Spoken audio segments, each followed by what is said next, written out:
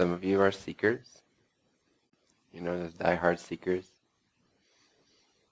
That's some of you. And some of you are enjoyers, creators, wanting to find even greater passion in your life. But regardless, you're all seeking greater connection from where you're at, greater union with the one infinite creator in all of its glory from where you're at. And none of you have made it to totality, including myself.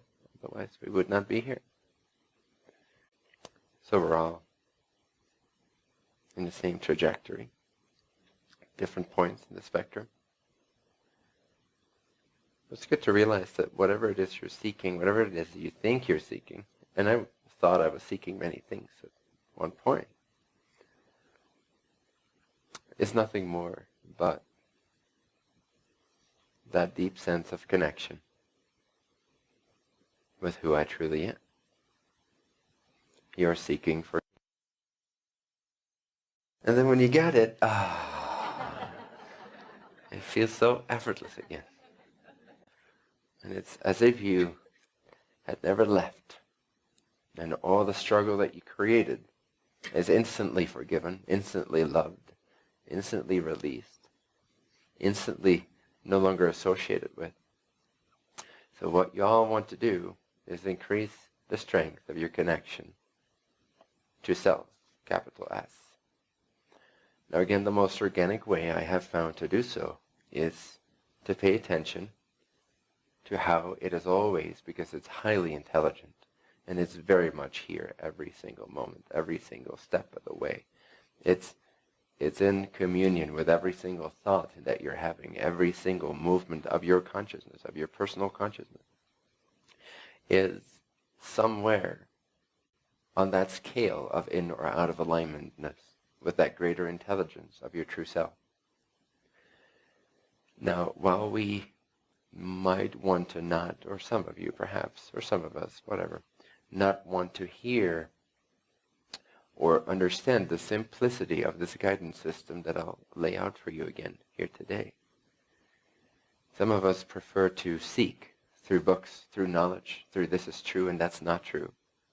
This is how it works, and this is what Jesus said, or this is what Buddha said. And therefore, I'm going to try to find what Buddha found through his words. I'm going to try to find what Jesus found through his words. If you want to be a seeker in that way, be my guest. However, it is not the natural way, I have found. How do you know it's not the natural way? Because there's too much mind. There's too much contrivance. There's too much seeking. There's too much weekly gatherings. There's too much books to read. It's not natural. It's not Adam and Eve. It is not the Garden of Eden. It is not the joyful, effortless approach. So I encourage all of you here, whether you're already enjoying or whether you're still seeking for answers, seeking for enlightenment, seeking for self-realization, seeking for clarity, seeking for connection, through means that you have put on a pedestal, through books that you have put on a pedestal, through teachings and teachers that you have put on a pedestal. Realize that you'll never be able to find it through their way. You have to find it through yours. And the only way to do that most efficiently is to have less mind and more resonance, more heart, paying attention to that principle of intelligence communicating to you every single second of your life. So this intelligence is here. Everything you seek is here. And it is always constantly communicating to you in the form of a very simple guidance system that every human being can interpret. I feel good. I feel bad. I feel good. I feel bad. I feel good. I feel bad.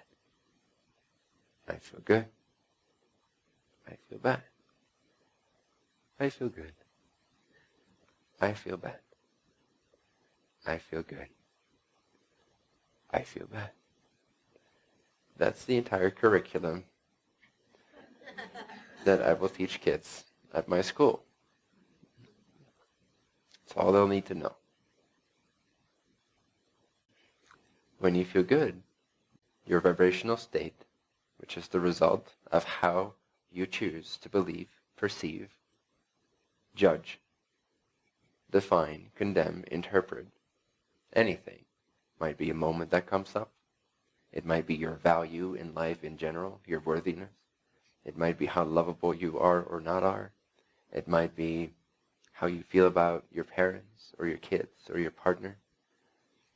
It might be how you feel about your dreams in this life. It might be how you feel or judge or interpret your spirituality and where you're at. It might be how you judge and interpret the teachings that you admire. Anything that you define in a certain way, anything that you have a viewpoint of, and you have many viewpoints of many things.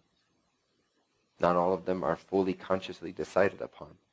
You carry with you many points of view. That's why sometimes feeling good, feeling bad, feeling good, feeling bad can look slightly less simple than I just described it.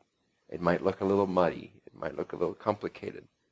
You might only be able to perceive at times anything from feeling really bad to feeling mediocre, to feeling incapacitated, to feeling uncertain, to feeling confused, to feeling like, oh, this was kind of fun, back to feeling depressed and despondent. It might be a mix of that. Nevertheless, wherever you're at on the spectrum of alignment, it only takes 1 second. It only takes one better feeling way of seeing and defining and understanding yourself and whatever is happening to you in your life, through you in your life, to gain back a little bit more of that alignment. And the more you align yourself naturally in this way, the more joy, the more bliss, the more connection, the more self-realization will flow through you. Because you're in alignment with that intelligence that is here. You're not making up your own mind. It's also the path to humility. It is also the path back to innocence. People don't often understand that. They can't equate that feeling good all the time is actually the selfless path. It sounds selfish. But if you look at it, what does it take for someone to feel good all the time? Great, immense non-insistence upon their own ways of thinking. That's what that requires. That is innocence. Because every time you insist upon your own way of thinking when it does not feel good, that is arrogance. That is the ego effect. That is believing you're lacking something and that your puny little mind can come up with something better than the natural response of your higher self, which is change your way of seeing from this to that and you'll feel good.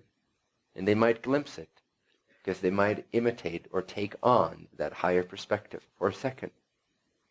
But if there is great arrogance, if you feel you've earned your suffering over the years and now no one can take it away from you, and you wear it on your belt like a big badge, then you will go back to that suffering. You will believe you are right. You will believe these people did that to you.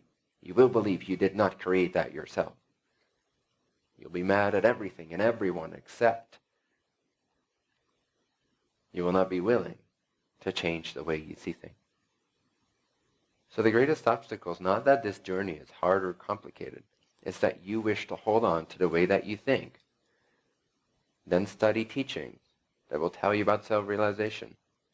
And because you are unable and unwilling to let go of your insistence and your arrogance, because you're unable and unwilling to become humble in your thinking, malleable in your ways of seeing, you will idolize certain teachings that teach a more knowledgeable path.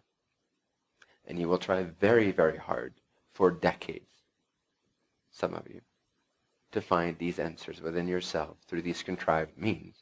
Because someone once did something to you and you're unwilling to realize that you did that to yourself. So you see, to feel good all the time, those that feel good all the time are Adam and Eve. Those that feel good all the time have become transparent. Those that feel good most all of the time are those that are amazingly willing to sacrifice their own points of view for the sake of love, forgiveness, joy, and alignment. They are the most malleable creatures on earth. They are the most self-realized, whether or not they know anything about what Buddha taught, Jesus taught, Course of Miracles taught, Bentinho Massaro taught. Those are the naturally self-realized, the naturally self-empowered. And we all have met one or two of these in our lives. Doesn't mean that they cannot fine-tune their clarity as well. Doesn't mean that they cannot become even more conscious of what they're already quite naturally apt at. Nevertheless, their vibration is naturally as such that they are in alignment and that great wisdom flows through them, even when they perhaps don't even realize it. But us seekers tend to have the arrogance and the arrogant image in our mind of enlightenment, what it looks like, what it requires, who we need to become in order to be that. And so it's very annoying for an Adam or Eve to come along and to just be happy. To not be insistent, to just be happy. Very annoying.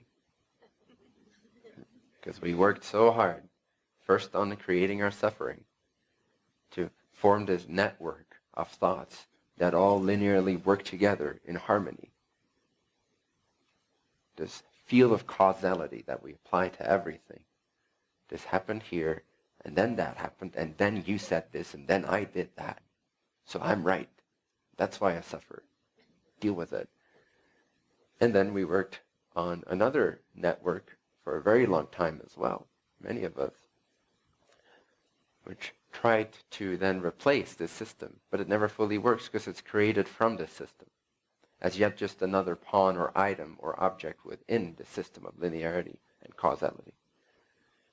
So how excruciatingly annoying is it for someone to simply be happy? It's very annoying. But it can also teach us great things. Again, if we are willing to be malleable in our considerations of who we are, what we've accomplished, where we're going, what life is all about, what other people are all about, etc.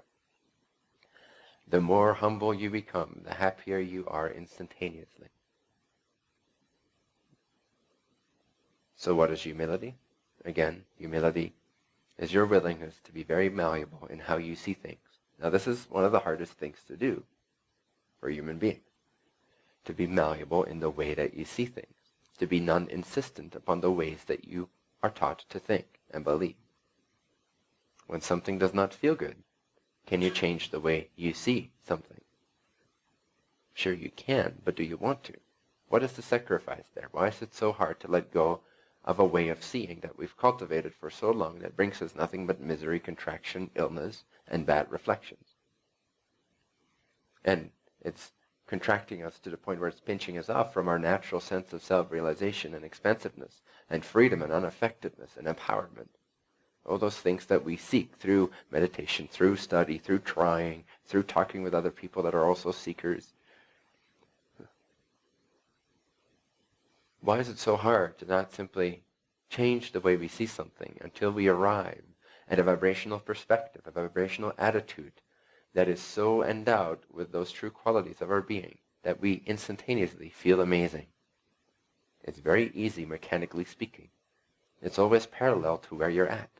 The highest perspective and the lowest perspective, the most expansive in alignment perspective, and the gravest misunderstood perspective, ignorant perspective, coexist right next to each other, within each other even, parallel to each other. There is no mechanical or space-time or other people caused barrier between you and your instant happiness right at this very second.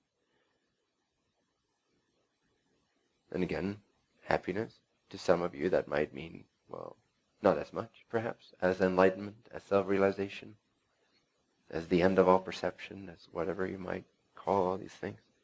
Fancy words, nonsense. But you see, happiness will be the result. So if you can start with the result, you'll most definitely gain the means. You cannot get to the result through means. That's an illusion mankind has also not really gotten yet. You actually get to the means through the result.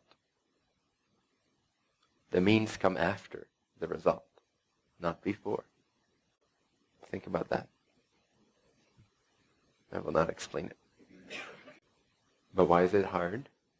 When you feel really bad because you're thinking in a way that's not true, and your higher intelligence is letting you know you're incorrectly perceiving something.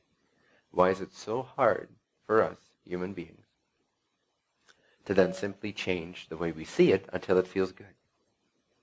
What comes up when you do that? What judgments come up? I already addressed one last night. I'm being inauthentic because 1 second ago I was saying this. And now, from this point of view, it doesn't seem true at all, so I'm going to say something else. I do not want to be perceived as inconsistent to my fellow human beings, so I'll continue to be miserable for the sake of seemingly being authentic. But again, authenticity has nothing to do with consistency. Authenticity has everything to do with innocence, and innocence has everything to do with chasing the feeling good state, the feeling connected state, no matter what it takes. As long as you maintain your integrity and respect towards other beings, you're good to go. All means are yours. You can shift around as you please. Why is it so hard? Let's say that that's not your point of view about the inconsistency meaning inauthenticity. Let's say that's not an issue for you. What else could it be? Here you are feeling bad. Why do you feel bad? Because you're connected. If you were not connected, you would not be able to feel bad. It is the difference between your personal self and your true self that you are feeling as feeling bad. You can only feel that distance if you're connected. If you're snapped off completely of your alignment, you would not be able to feel anything. The only way you can feel something is by distancing yourself or decreasing the distance between yourself and your true self, which is your natural teacher. It is the most efficient, effortless, direct path to any state of self-realization and any state of self-actualization or empowerment. Why is it so hard? Let's say that you've accepted the fact that authenticity means that you're actually chasing the feel-good perspectives, the perspectives that make you feel connected, amazing, peaceful, satisfied, empowered, expansive, loving, giving, abundant. Let's say you believe that means authenticity. What else could be blocking you from simply shifting from a bad feeling perspective to another one? There must be another belief somewhere in your being that suggests that if you were to simply shift instead of process your way through, simply shift, something bad would happen. How will other people perceive me is one of the major ones. What will other people think? How would mommy and daddy judge this behavior? Does this fit into the system that I was taught as a kid? This is good, this is bad. So we've generated our own system of what's good and what's bad, what's acceptable, what's not acceptable, what will be loved and rewarded, and what will be punished and not loved. Now that system does not completely match up with the universal system of alignment. So sometimes, to shift into alignment, it requires for us to do something or become something that in the moral code of mankind might not look like the most respectful thing in the world. So what? As long as you are not infringing upon anyone's free will, by the laws of the cosmic moral code, it is your creation. It is your existence. It is your choice to do with your thoughts and your mind and your body what you will, as long as those actions do not infringe upon anyone's free will. Now, when you move left when someone else wants you to move right, in the eyes of life, that's not an immoral decision to go left anyway, essentially speaking. It is up to them how they want to feel about you moving left, what they desire you to move right. Now, so often we have encapsulated ourselves in this prison of responsibility to how other people feel, how other people think, how other people judge. If we could let go of this, then we could still respect and understand where they're coming from, And we could still, at times, ease their way into understanding if that feels relevant and if they're open to that. But it does give us permission to ultimately realize what our free will consists of and what their free will consists of, and where these two end, where they don't meet. Does that make sense? As a rough template for understanding the moral code of the universe, which is each being chooses how they think, how they feel, therefore, and what they do with their bodies. Does that make sense? It's that simple. That's the moral code. If you can respect that free will in other beings and let go of the belief that we're often taught from lack that says that I need to deprive someone else of their free will and what they desire in order to achieve my free will and what I desire. That's the core mistake of any murderer, rapist, thief, whatever you will. It is the idea that they cannot empower themselves, that they cannot think and feel and do what they want to think, feel, and do without other people sacrificing some of their own desires. As long as you have that clear, again, like I said, you're free to roam this planet like Adam and Eve and do whatever the hell you desire, whatever the heaven you desire. Apologies. Does that make sense? It's a very simple guidance system. Again, the universal laws are way simpler, and they're kind of hilariously laughing at our law book, for example. All the little rules and sub-rules and sub-sub-rules. We've gone way off course in our understanding of morality and ethics. So I understand that in order to achieve what I desire, I don't have to deprive anyone else of what they desire. We're good to go. Now, in circumstances where someone expects you to do a certain thing in order to please their well-being, that's another thing. You're not depriving them of what they desire. They are depriving them of what they desire by having negative definitions of you doing something that they don't want you to do, that has essentially nothing to do with their well-being. They could still be choosing different perspectives, but they are insistent, as are you, as am I, in our own ways, because that's how we are trained to think and feel, that we are right, this is right, and this is wrong. Instead of right and wrong, let's feel into feeling good or feeling bad. Do I feel bad about this situation? If so, I must not be seeing it correctly. I must not be seeing all the options. I must not be seeing the abundance behind it, the freedom behind it, the creativity that's at play here. I must be limited in my perspective. That's why it feels bad. If we can take just that ownership of ourselves and our behavior, and also accept it that when our true desire kicks in, our true resonance, our true passion and inspiration kicks in to move left, when everyone expects us to go right, that we give ourselves permission to move left and realize that it is these other beings' free will to choose to feel bad about me moving left instead of right. So don't go annoy yourself indefinitely by not annoying others. Like I said earlier, sometimes it's best to annoy others and not yourself, because they only have to endure you for a few minutes, a few hours, maybe a few days, but you're stuck with you forever. When you realize that, when everyone realizes that, suddenly it becomes fun to become reckless, in a sense, to become a little freer, wilder with each other. Then communion and friendship can start to take on a different shape. It can become not as contrived and sickly as it is today for many people. It can be filled with unconditional love instead of all these conditions placed upon each other's well-being. If you do this, I'll feel bad. Oh, okay, I won't do this then. In the meantime, you're growing a cancer or a tumor in your brain because you're not listening to your resonance long enough.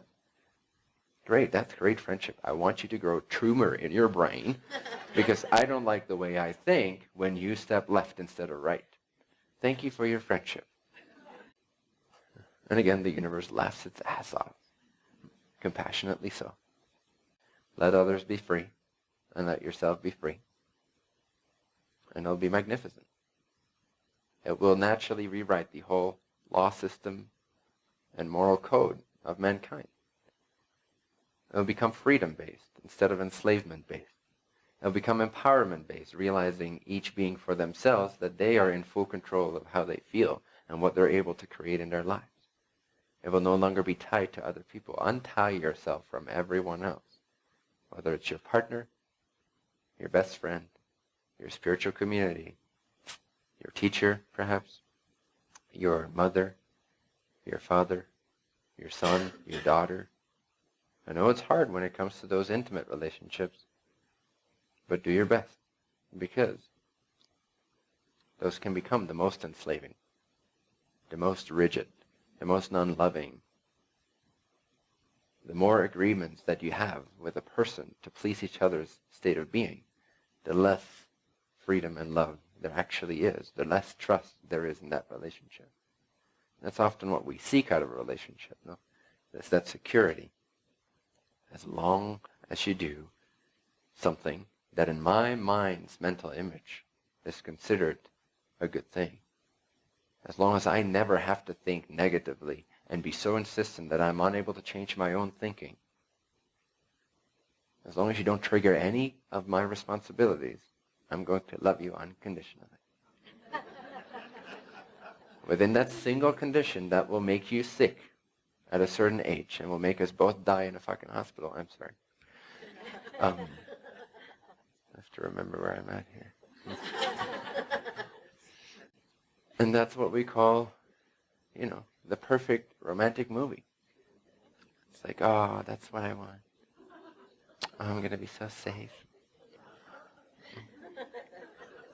I'm going to experience so much love. Oh, we're going to love each other so fully.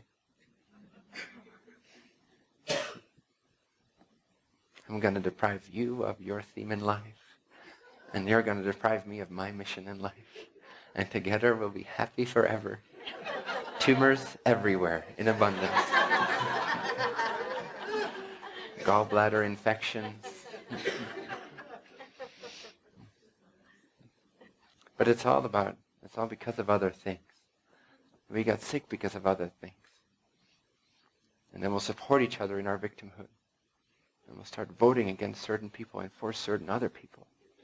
And we'll start blaming the government. Or you can just untie yourself from everybody else. And start to realize that you've been misplacing your happiness. And take it back. It's yours. Nobody else is waiting for you to do so. If you don't feel good all the time, you're misplacing your well-being with someone else, in most cases.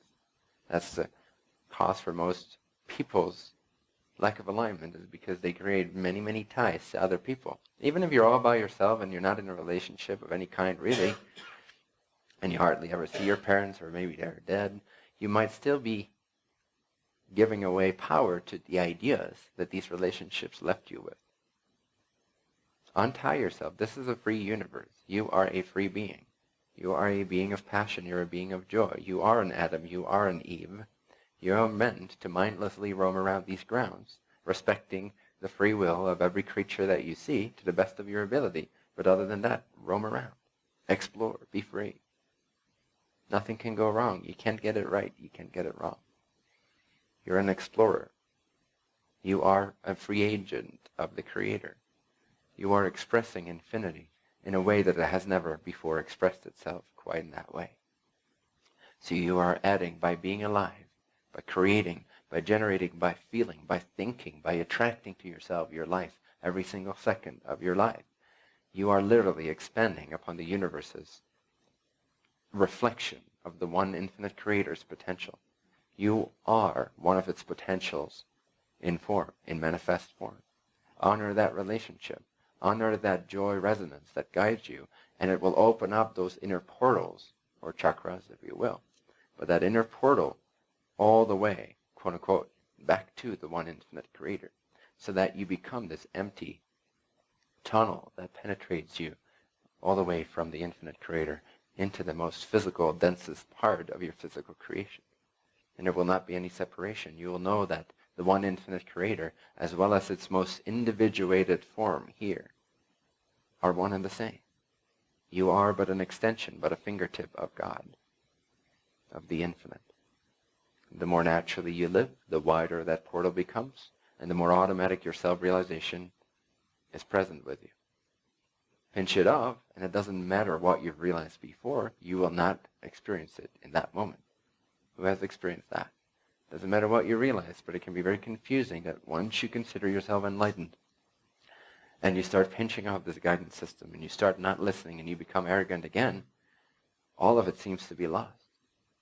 And then perhaps you don't want to show your face to those that you're interacted with as an enlightened being. It's like, oh, let me just sit with this until I am enlightened once again. So you see, nothing you do through knowledge will ever last.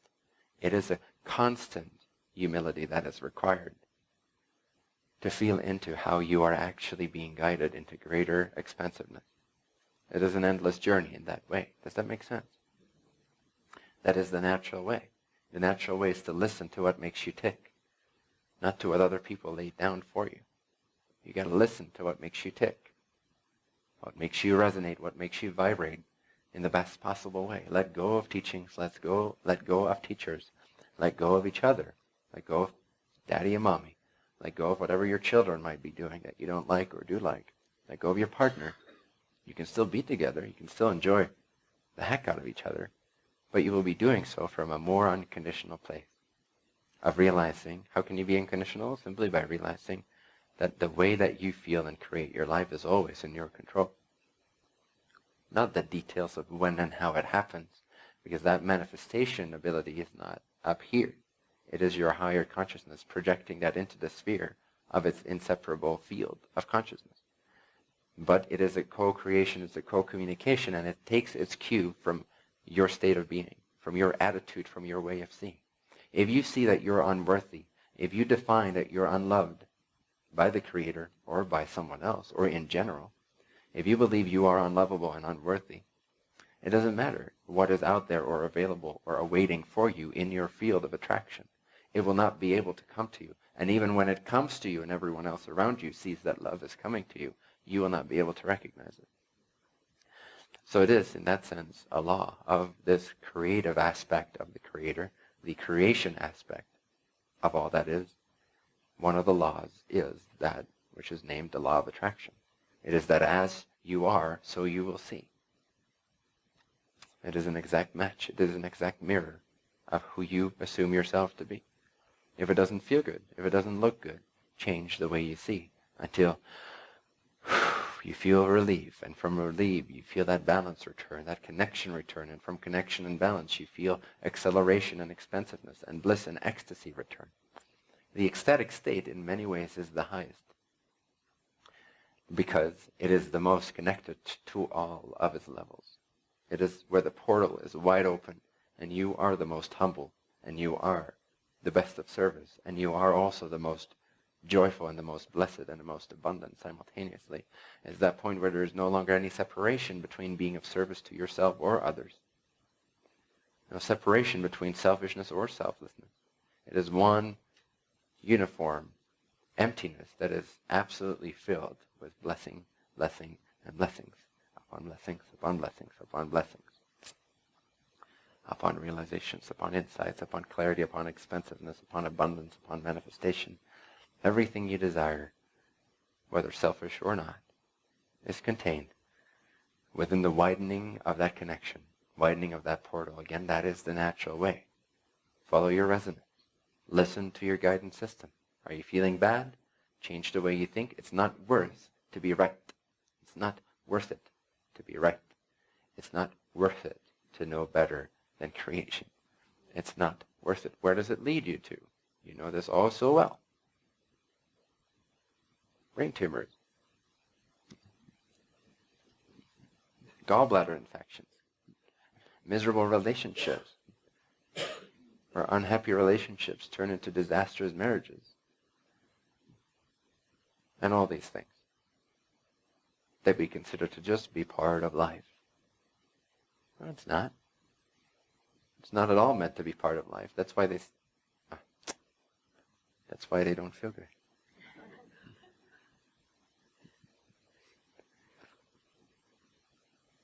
Everything that's meant to be part of life feels good. Everything that's meant to not be part of life will show up as part of life, but it shows up as not feeling good. to guide you into what's actually meant to be part of love. Now, sure, it's all accepted, it's all included, but it's included with a purpose. It's included as a guidance system. It's guiding you into heaven on earth all the time. Don't tolerate or accept bad feeling states. Don't let that linger. Know that you're unaffected. Don't let it control your decisions. Don't react more to it. Let it be there in that way. But don't accept it in the sense of, I'm just going to tolerate this for the rest of my life and call that being mindful. I'm just being mindful. This is how I feel. I feel really, really bad. Well, do something about it. Change the way you see life. Become in alignment. Use the guidance mechanism. It's hilarious to me when I read spiritual teachings, no offense, that suggest, never mind. So ask yourself, what do I want? What do you want? Why are you here? What makes you tick? What propels you? Why are you still alive? After all this misalignment you've experienced and endured and trained yourself in, some more than others, why are you still alive? Why haven't you killed yourself yet? I know you thought about it at some point. Many of you. I know I thought about it. Why are you still here? What makes you tick? You see, no matter how faint it might seem, every single one of you still has that connection. Otherwise you wouldn't be here. As long as you're alive, I always say there's still hope for heaven on earth. There's still hope for fully realizing everything you want to realize and empowering yourself and actualizing everything you want to actualize or activate in creation. Why are you still here?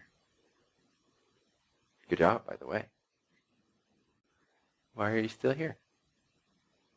You see, consciousness is never without purpose. So if you were purposeless, if all hope would be lost and you've gained too much momentum in the out-of-alignment spiral, you would not be continued. You would die. That's why many people die. Yeah, you're recyclable.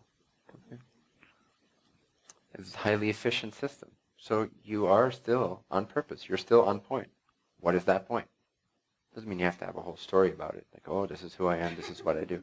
But just in general, feel into it. Why are you still here? Feel into the depths of that question. Why am I here? Why am I here? Start to feel into the quality, the vibrational quality of your unique makeup, of why you are you. Why are you you? And in what ways are you doubting that, hesitating, trying to protect other people's own free will? Why are you not just being yourself completely? Because really, that's as simple. I know it's hard to believe for those that have studied a lot of teachings, but that's how simple enlightenment is. It's just be who you are, naturally, with no additions, with no subtractions, with no alterations, with no judgments. Be Adam, be Eve. Don't eat from the tree of knowledge. Be stupid. Remain innocent. Don't know anything, except that you're here and you're brilliant and you're free. Know why you're here, energetically speaking. It doesn't have to have a certain shape. It can look like many things. But why are you here? What is your blueprint? What is your unique makeup? What is your value to the Creator? What's your purpose to expressing infinity in a unique way? How are you a specimen of the Creator that has never before existed in this way? And start to rejoice in that. Start to find love and perfection in that seeming imperfection. Why are you here? Why are you still here? Why are you here now? Why are you still here now? What purpose is driving you? What connection is supporting your life support? It's never too late. of your life, it's never too late. Things can turn around within a single day. It's amazing. I've seen it over and over again. You wouldn't believe the results. Both of myself and other people. Out of the most disastrous state of misalignment, that when I'm facing that person, I'm even like, God, I know I'm telling you this is possible, but I'm doubting whether or not you can actually pull this one off. I think it's more likely actually going to die very quickly. And somehow, you see, that's how easy the system is. That's how blessed we are. That's how supported we are. As soon as we shift our attitude from unwillingness and insistence and stubbornness to willingness and relief and surrender, instantaneously all the support available to us will come flooding into our experience and will change space-time. We will literally shift into an alternate parallel reality. And you will not have any clue how it happened. You'll not have done anything physically to make that happen. But everything is different. Everything is different. You see, it's never too late. As long as there's still the ability to become willing, the ability to surrender, the ability to transcend your stubbornness and insistence and arrogance, as long as your out of alignment momentum has not yet reached a point where your brain is so messed up that it can never go back to willingness and surrender. As long as there is still the ability to surrender, to become willing, your whole life can and will change, turn around in an instant. Lightning speed, and therefore your life support is continued. It will always be continued as long as there's still hope. Now maybe the original plan was to execute it when you were 20 years old, but it can be executed when you're 120 years old. Doesn't matter. It's the same energetically, whether it's in a different timeline or not. Your journey is adaptable. Your mission, your blueprint is adaptable. In fact, some people actually live longer because they're more out of alignment. Because some people only come here for a few different things, and once they complete that, they're out of here. But through misery, you can actually postpone a lifetime in certain scenarios. Might sound appealing to some. Endless ecstatic joy? No, not yet. Endless ecstatic joy? No, not yet. It might kill me. I'd rather live with cancer and endure chemo for the next 30 years and then start living my joy healthily so that I at least live a little bit longer. But in most cases, you live longer when you're in alignment, because it's rare for someone to simply come and have a brief purpose.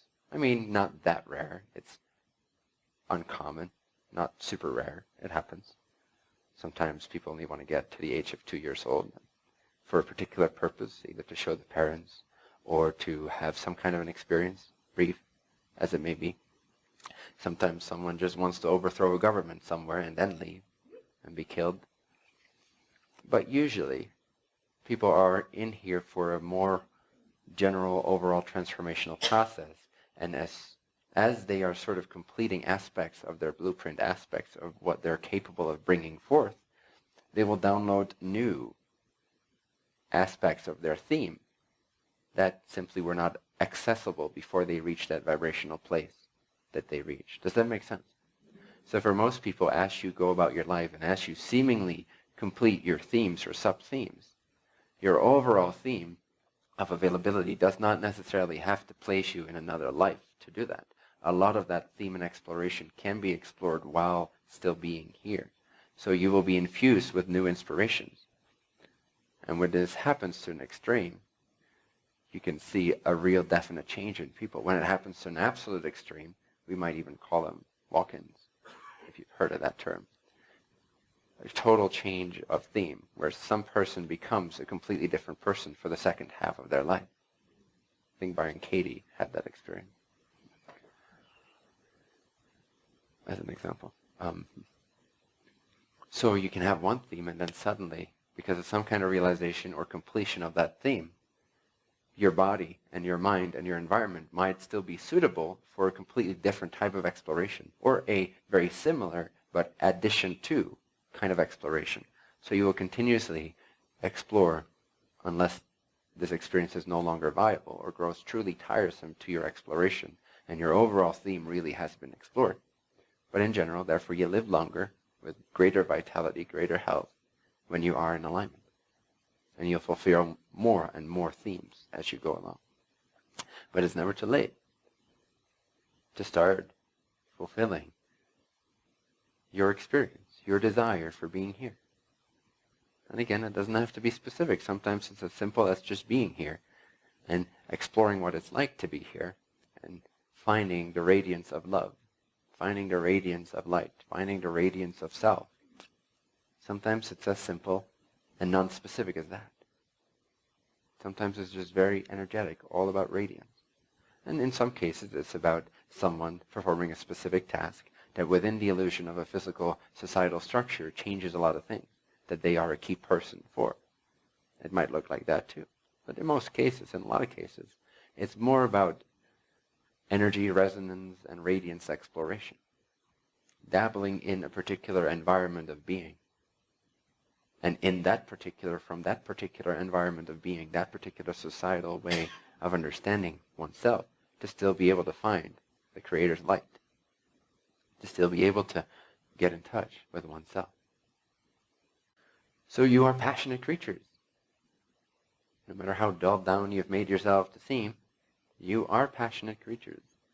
You are filled with inspiration, filled with passion, filled with connection. You are made up out of inspiration and passion and connection. Desire is what created you. Every ounce of your being and character and body, every cell of your being is created out of thin air, out of desire.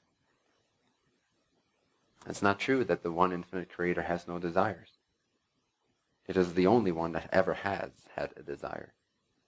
It has had a desire for everythingness. And now you are exploring everythingness from infinite points of view. It has a desire for expressing and exploring its infinite nature from infinite points of view through infinite beings.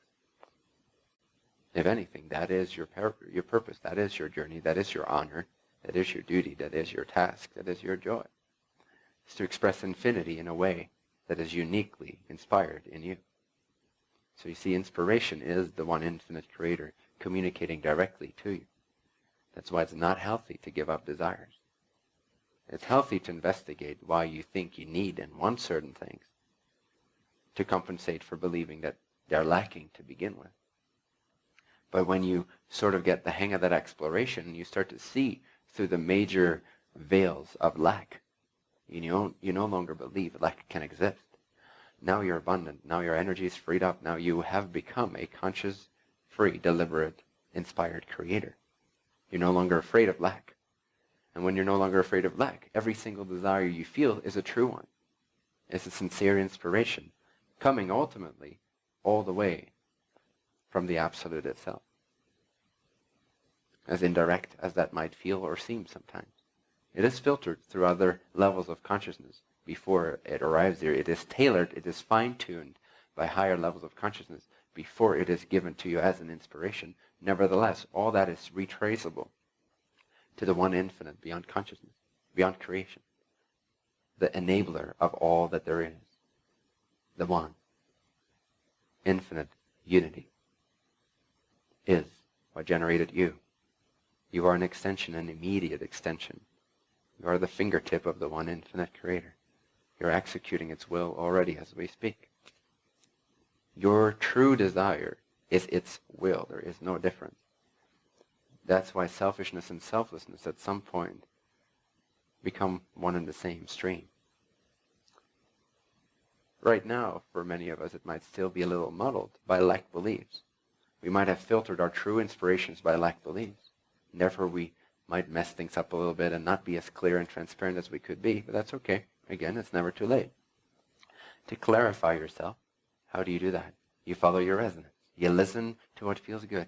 When you get through this process, initially it feels like some churning, some investigation, but it becomes easier and snappier and more effortless and more Adam and Eve-like.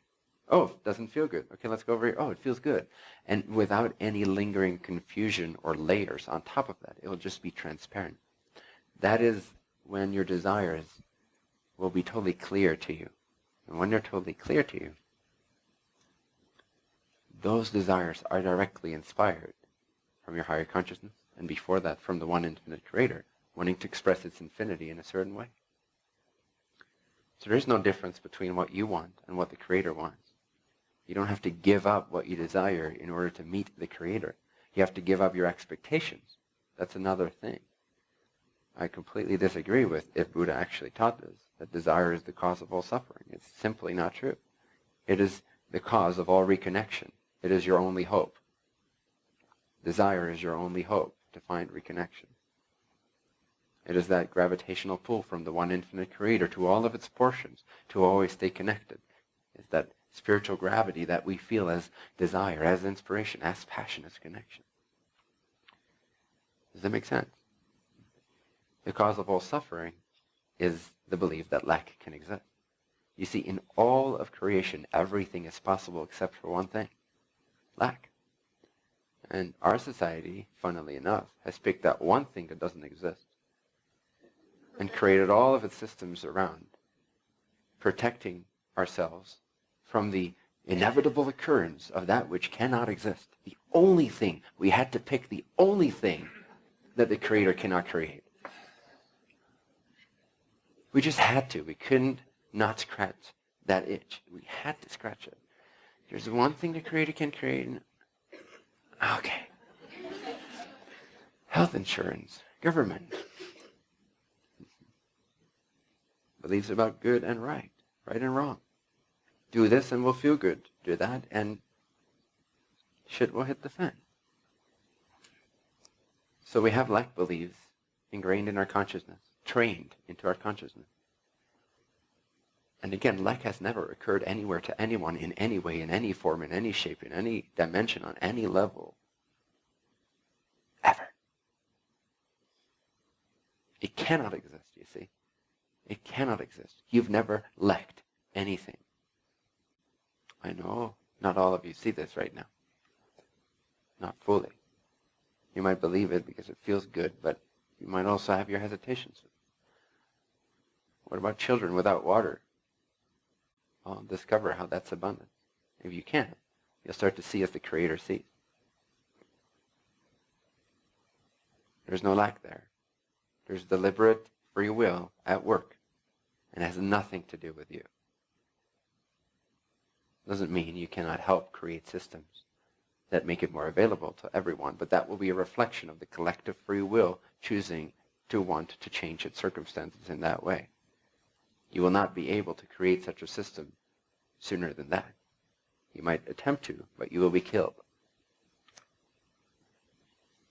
If you're so stubborn in your passion and your desire to save the planet that you're no longer listening to your resonance and you become an activist to great extent because you believe and think that you know what's best for this planet. Now take it as far as you want to, but there is activists that no longer pay attention to their resonance, and they become as arrogant as anyone else that is selfishly living for themselves. And they might believe they're living for other beings and in service of love and a better planet. And that might be their original intention. But if they stop paying attention, just as much as anyone selfishly oriented stops paying attention, to their resonance, to an extreme degree, they will kill themselves, or governments will kill them for them. So you got to stay within that balance, because this collective has its own free will. And it will change, and it is changing rapidly, more rapidly than ever before. But we cannot exceed the limits of free will. We will not, as an individual, be allowed to break through the barrier of the collective free will, because we'd mess up the collective theme of exploring the infinite creator in a certain way. The illusion of lack is a part of the abundance of the creator exploring itself through a certain avenue. It needs a lack of water in certain regions on this planet in order to explore what that is like. How can you explore the abundance of love and realization and radiance and finding the light of the creator in a situation where you're lacking physical means without the lack of physical means? You can't explore that abundance without the seeming lack of physical means. So you see, if you can start to see as the creator sees, if you can start to respect the greater free will that's at play in individuals and us as a collective, then you can get a real energetic, intuitive, psychic sense of the rhythm, of the waves that we are riding as a collective. And then you can tune into that. And then you can be of service. And then you cannot be too far ahead of your time while still being ahead of your time. Does that make sense? I'm saying this to myself a little bit as well. That's not to get killed too soon. So the selfish way to live is the innocent way to live. The innocent way to live is the self-centered way to live. It's to not believe in whatever you're thinking about everyone else. It's to actually honor how you feel. That's not selfishness, ultimately. It is humility. It is honoring the only guidance system that you have immediate access to. That's where your wisdom lies. Feeling bad? Change the way you see things until you feel good.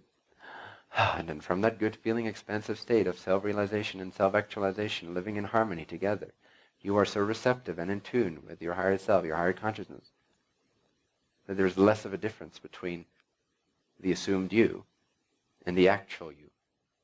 And the lesser that difference, the lesser the vibrational distance between your personally asserted or chosen self and your actual non-physical, supportive, all that is self, the better you feel, the more amazing of a servant you become, and the more amazing of things you are able to attract to yourself. Again, it works in harmony. So, be centered on self, in your resonance. Mind your own resonance. That's not selfish. That requires great humility. It requires you to let go of all the insistent thoughts you might be having.